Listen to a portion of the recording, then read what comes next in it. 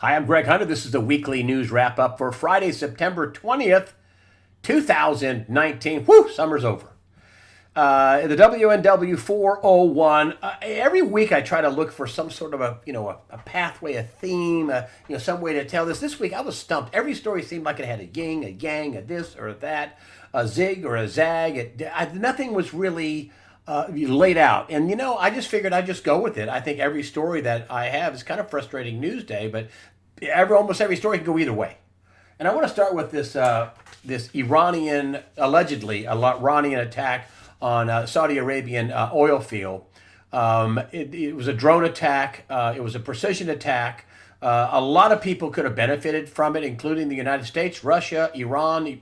Iran's motivation would be to throw oil prices much higher, start a war, and get Donald Trump in a terrible economy and get him thrown out of office so they can get a Democrat in the White House. Uh, you know, um, Russia could have benefited from higher oil prices. That's one of their main exports. The United States, with all this fracking, could benefit from higher oil prices. A lot of people could benefit from higher oil prices, with the exception, I think, of Iran, of China. This, so two big things happened, and I don't know who caused this, but I do know it caused oil prices to go up, but they didn't stay up. And I think somebody wanted a war, but we didn't get one. At least that's the way it looks right now. The Iranians are bluffing or blustering, and listen, the Iranians have captured ships. That's happened. That's not a false flag thing. It's not a made up thing. So they have done their own pieces of mischief in the Gulf and around the Gulf. But here we have the Iranian Foreign Minister Zarif threatens an all-out war in case of military strike after the Saudi oil attack. And again, I don't think that's going to happen. And here's the number one reason why I don't think it's going to happen. Reportedly, Bitter Bolton, this is John Bolton, the former national security advisor that was just let go by Donald Trump. Bitter Bolton unloads on Trump's backing down from a war at a closed-door event. And I'm thinking, Donald Trump doesn't want to have a war. They said that the oil was going to be offline for months, but now it looks like it's going to be a few weeks. I think Donald Trump is going to have harsher sanctions on Iran, and that may push them later in the future. But right now, I say no, it's not going to happen. That's that thing, Zhang. I could be wrong, but it doesn't look like we're heading for war. I don't think Donald Trump wants one, and I think he knows the whole global economy goes right down the tank if we can do a global war and oil goes to 150 or $200 a barrel. That's what I think would happen. So I don't think he wants that. I think his main goal is to get reelected. And then on top of that, we have what's going on in the House of Representatives. They're getting nothing done there. Pelosi hates this whole impeachment thing, not because she's a great friend of the president. She just knows it's a political loser. And you can say what you want about Nancy Pelosi. Many people don't like her, but she's not stupid. And she knows this is a loser. And somebody even asked her about it, and she just got flustered about it, this past week or maybe last week, and just kind of walked off. But here's what's going on. Pelosi unloads on Nadler and tells him to drop the Moby Dick-like impeachment. This is after Corey Lewandowski testified, Trump's former campaign manager. That was Zero Hedge's take on it. Feel free to leak this, says Nancy Pelosi. Inside the Pelosi-Nadler impeachment schism, longtime allies are increasingly in conflict over the push to oust Donald Trump. They can't do it. They don't have enough votes even on the Democrat side to do it. And Nadler didn't help himself. I think he was going to try to catch Corey Lewandowski in some perjury trap. Did not work. They didn't lay a glove on him. Actually, he beat up some of the Democrats pretty bad. On top of it, they caught wind he may run for Senate in New Hampshire, and they thought maybe they'd dirty him up. Ooh, that didn't work. Backfire.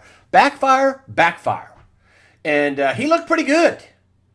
And now he's thinking about running for the Senate in New Hampshire. He may win.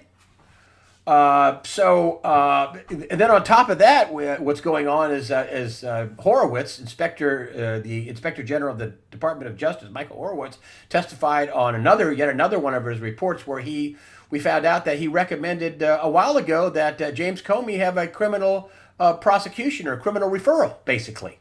That's what happened to the number two, Andrew McCabe. Both these guys have been fired from the FBI. And so, who knows? Here's what bothers me about the whole thing. William Barr is in charge. And what he did with Jeffrey Epstein when he had the U.S. Marshal Service, the experts in witness protection, and this guy kills himself on the suicide on the second attempt. I'm like, yeah, come on. So I don't know. I don't know if they're serious about prosecuting these guys with the this hoax, this Russia hoax. They had to make it up.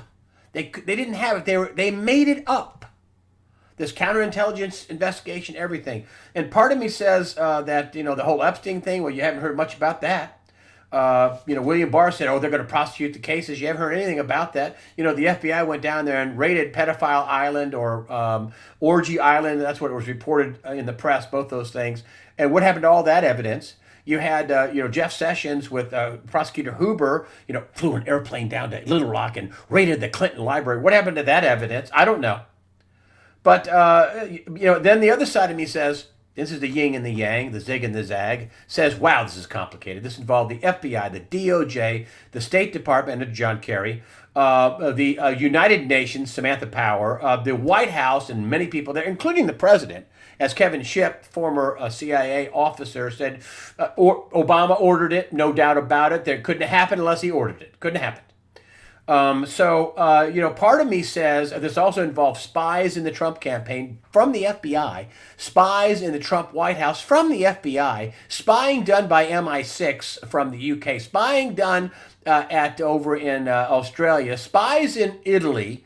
I mean, this is a huge, complicated. The abuse of the 702 FISA 702 and the FISA Act by contractors, and this was proven in court. The FISA warrants being issued to spy on Trump, and it wasn't just just a few people, Carter Page and Papadopoulos. I mean, that was their window to spy on everybody. Listen, I'm going to sum up all this episode, all these charges, the lying, the spying, the fraud, the multiple felonies done by all these people. This was an attempt to overthrow the government of the United States of America and to knock Donald Trump out of the office. This was not a high school prank. This was not just kidding. This involved all these, the CIA, the head of the Defense Intelligence Agency, lots of people, the NSA, huge swaths of the federal government were involved. So this is complicated. I think it has to be prosecuted, otherwise we don't have a country. And it could be so complicated that they have to take their time to build these cases. But, I don't know what Jeff Sessions did. I mean, he was doing such a great job. He got fired the day after the midterm elections, doing such a great job. You're fired. And Huber didn't indict a single person, didn't hold a single,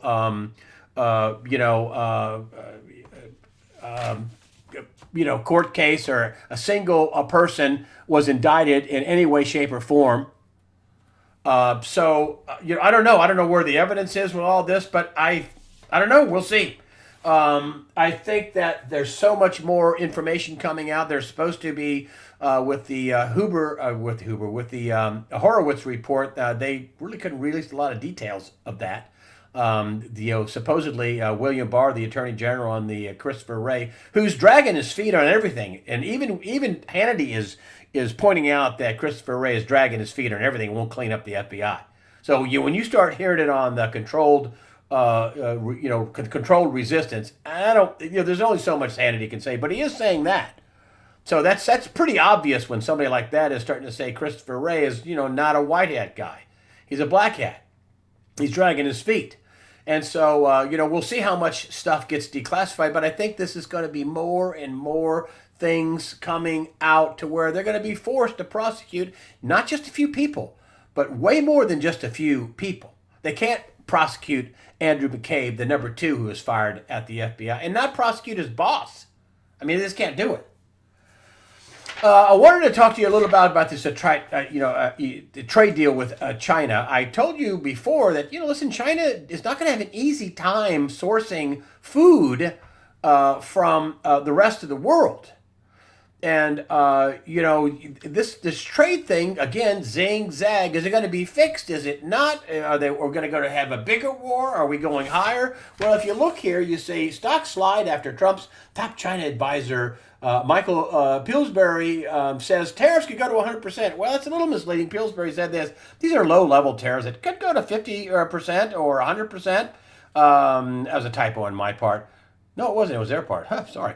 There are other operations involved, the financing of the markets, Wall Street. You know that the president has a whole range of options. Now that is the one thing that really stuck out. Not there could be 100% tariff. That there are other options involving the financial markets, Wall Street. You know the president has a whole range of options. So that got pretty serious right there. But then again, on the other side of this, you see top Chinese officials wanting to tour American farmland to see where the food is grown. What's that about?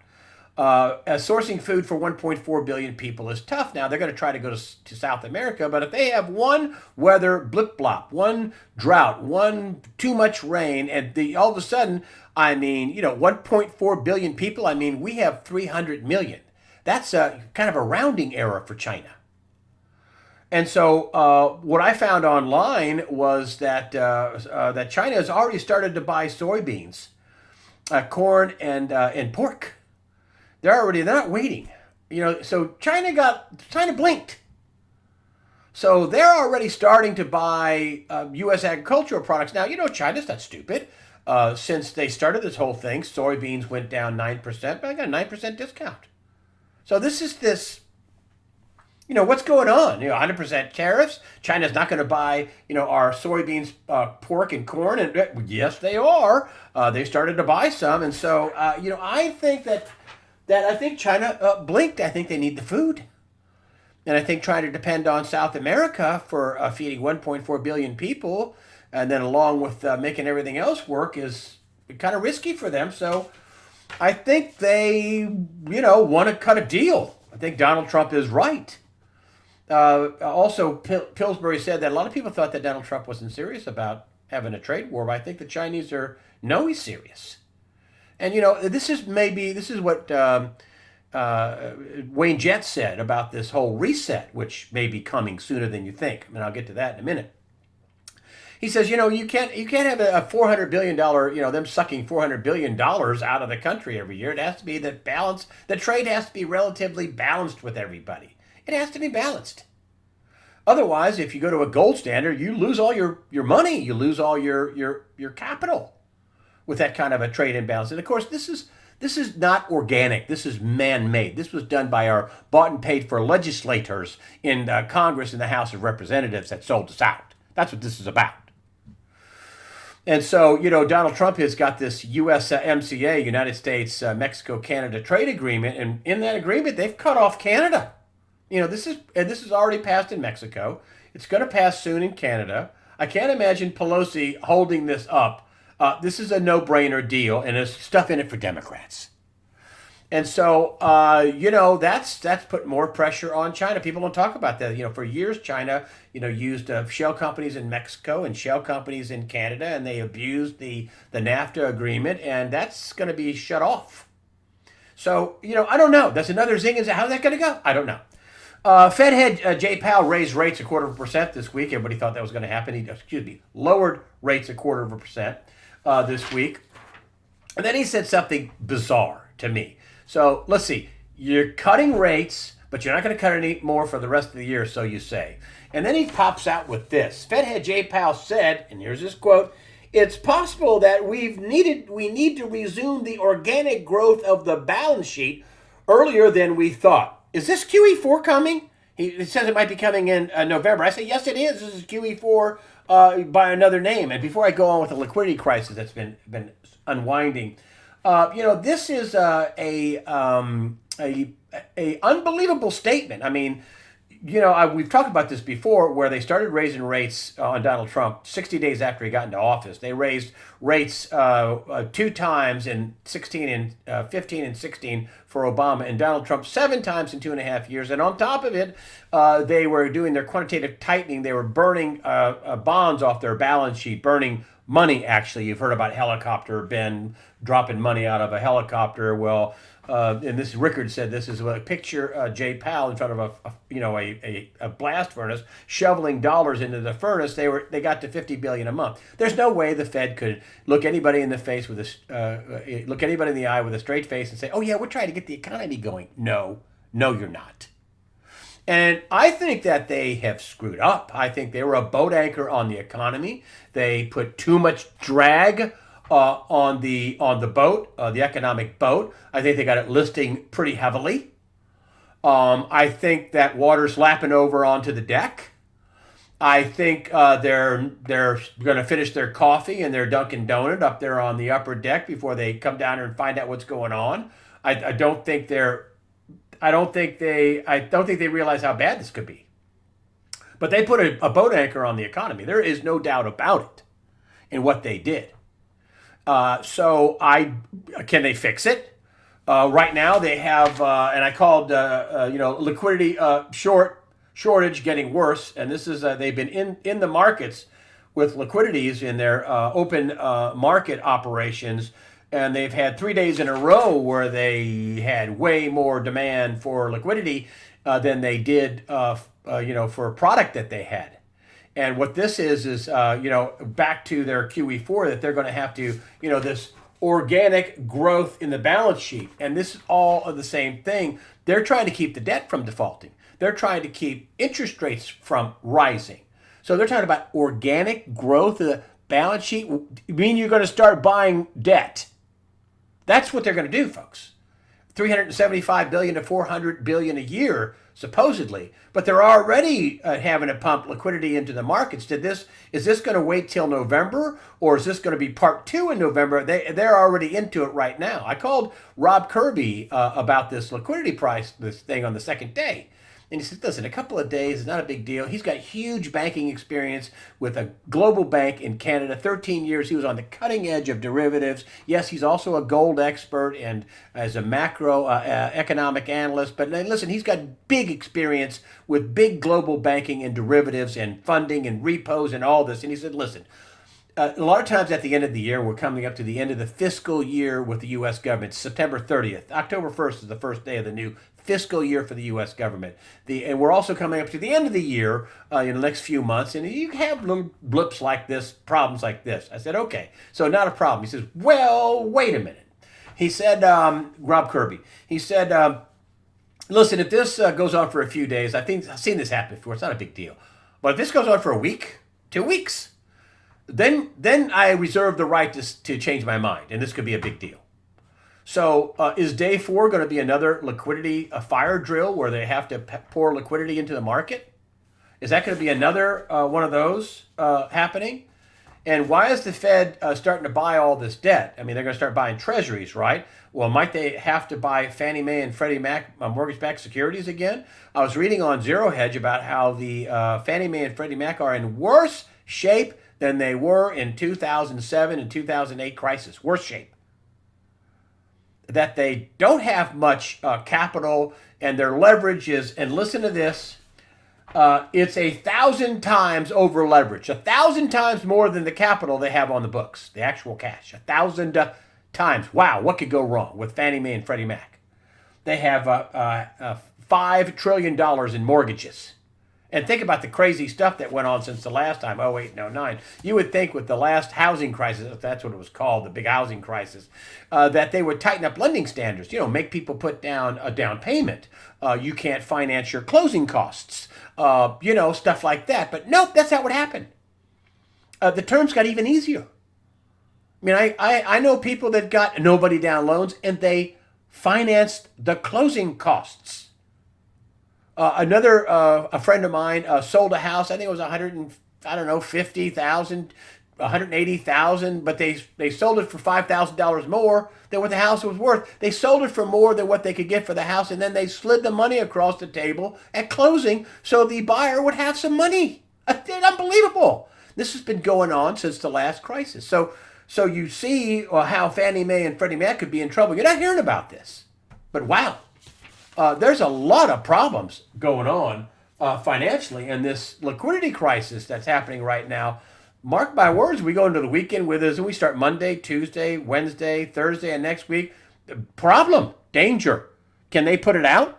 Now, they already admit that they're going to start QE. I mean, they're going to start, open market operations. Stop repos. You're going to start buying bonds. You're going to start buying debt. You're going to start liquefying the market. I mean, that's going to happen in November, according to Powell. Basically, that's what he said. And then you have you have this whole J.P. Morgan Chase thing where three traders got dinged for what? Manipulation of precious metals. Oh, yeah. Remember when we were all called crazy and nutty, tinfoil hat wearing crazies, that they're not manipulating the markets? Well, here's yet another case where they're going after people who were manipulating the markets. And it's been going on since, wait for it, for 8 years. Let's see, 2019 minus 8. Oh, 2011. You know, when gold peaked at $1,900 an ounce. Yeah, that's been going on since then. And they're talking about RICO, and I'm thinking, wow, yin gang, are they really going to go after JP Morgan? I mean, it's always been one guy or two guys and slap on the wrist, and here's a fine, and then back to naked short selling the heck out of the markets. So are they really going to go after them? And supposedly this time is different, that they're using the same type of language and charges that you would in a RICO case, you know, organized crime, racketeering. They actually called the trading desk, the precious metal trading desk at J.P. Morgan, a criminal enterprise, the DOJ. They hinted at that's what that was. So I don't know. And then you have the whole Brexit thing over, and this is a big deal. It doesn't seem like a big deal to people in America, but the Brexit thing is a big deal, and Johnson is in doing full-on battle with completely armored.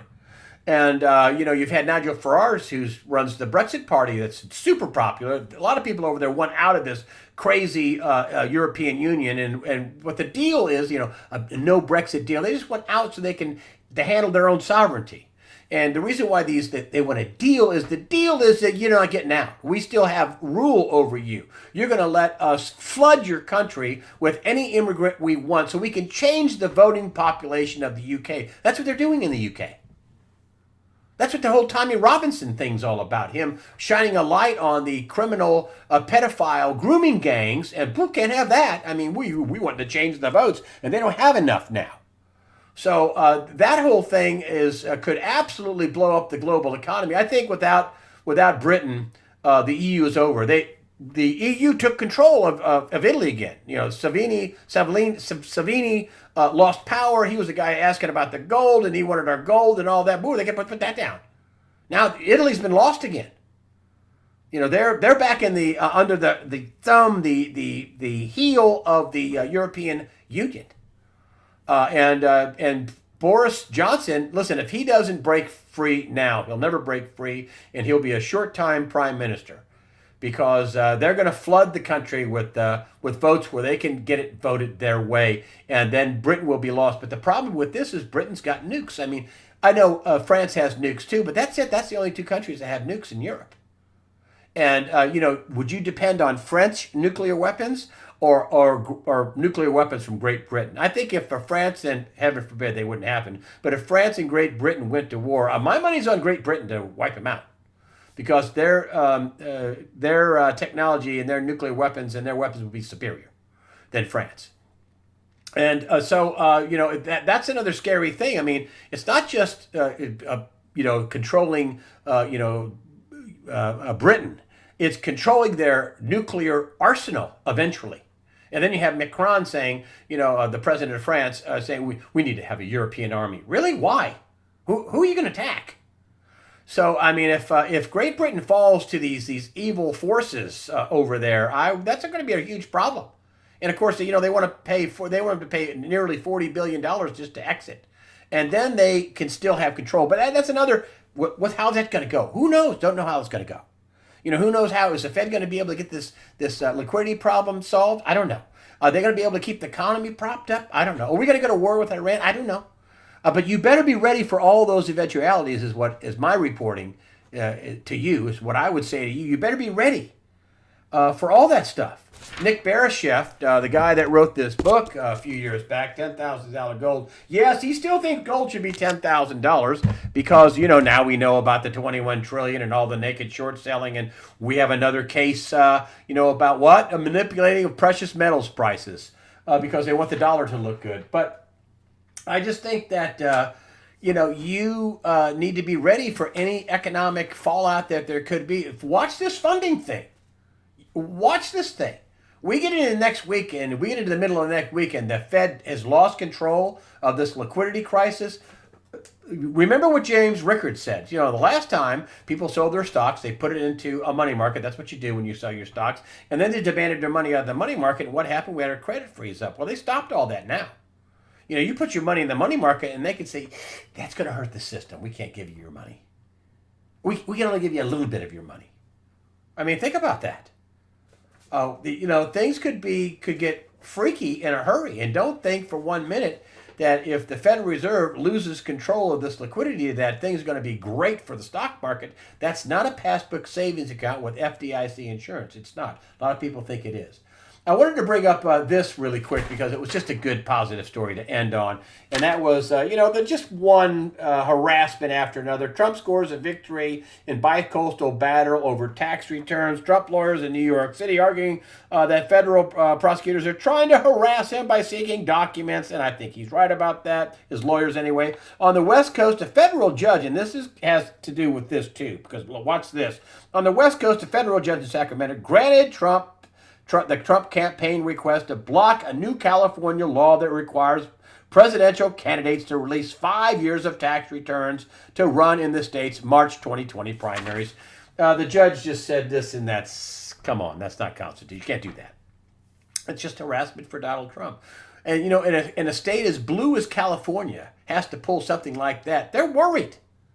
I mean, you got people living in the streets over there. You got San Francisco a mess. There could be Democrats that are, hey, we're sick of this. This is not what we signed on for. You know, I want to give people a little bit of, you know, medical benefits and you know, we could be, you know, kind of a peaceful, passive, whatever. But this is crazy. You're making our lives a living hell. I don't think anything. The other thing is the last thing about gun control. As you know, the Colt Manufacturing Company has announced plans to quit making their version of the AR-15 or the AR-15. I think everybody else has their version. But they're going to stop making that rifle. That's going to skyrocket those rifles in price. There's been all kinds of sales around the country for AR-15s. They've been selling out. And so, you know, we went through that thing about the Marxist, and that's what the Democrats are. They're Marxist, communist, socialist. And all those groups have a history of disarming segments of their population, and that's what they want to do with here in America, and then committing the most terrible, awful genocides against people because they can't fight back. And I don't think it's going to happen here. I don't. I wonder if Donald Trump can keep the economy going and the Fed keep the economy going. But listen, if it goes down, the Fed is going to get the blame. They are going to get the blame for this. Because if it wasn't for Donald Trump, the Fed would have never been able to do all the stuff. They wouldn't have been able to raise rates. They wouldn't have been able to burn their balance sheet at 50,000. Now they're going to start putting the money back on their balance sheet. They're going to leverage themselves again. That's how good the economy is doing. So listen, you got to get ready and you have to stay ready. You have to do that. And I don't mean to sound like Chicken Little. I know that this has gone on for a long time, but, you know, this is going to be just like the Forrest Gump movie, you know. And then one day it was over, just like that. So, and we're getting signals out of this funding problem that the Federal Reserve has to deal with. We're getting signals out of the magnificent, stunning leverage at Fannie Mae and Freddie Mac. We're getting that. And so just be careful. One of the final things I wanted to say is, listen, folks, I have USAWatchdog.com. I put all my power, my resources into USAWatchdog.com. You got Mark Zuckerberg on Capitol Hill talking about regulation of the internet. Listen, this shadow banning thing is real. And for example, I have a Facebook page. I've had a Facebook page for 10 years. I've got 14,000 people on my Facebook page. And I've got 228,000 subscribers on YouTube. And I've done YouTube about 3 or 4 years less than Facebook. And, you know, this is how Facebook rolls. I had some woman come on and say about when I had 12,000 subscribers on Facebook and say, I can't believe what the amount of content and the quality of content, you only have 12,000 subscribers. The magic of Facebook. I can't prove this, but I think what Facebook did was shadow ban me, and so they can go to, you know, members of Congress and they can go to these committees and say, look, we have somebody like Greg Hunter. We didn't stop him from being on. He only has 14,000 views. We shadow banned the junk out of him. But, you know, we have him. I say Facebook is worthless to me. I mean, it really is worthless to me. YouTube is YouTube. But what I did was I grew the website, usawatchdog.com. So you folks on YouTube, if I ever get deplatformed for any reason, I hope I don't, but if I do, I'm going to use usawatchdog.com. I get just as many views on USA Watchdog as I do at YouTube, but they don't count. Yet another way to minimize my traffic. They don't count. I did a test on this and bought a player and separated it from YouTube and on a video where I got 100,000 in a week.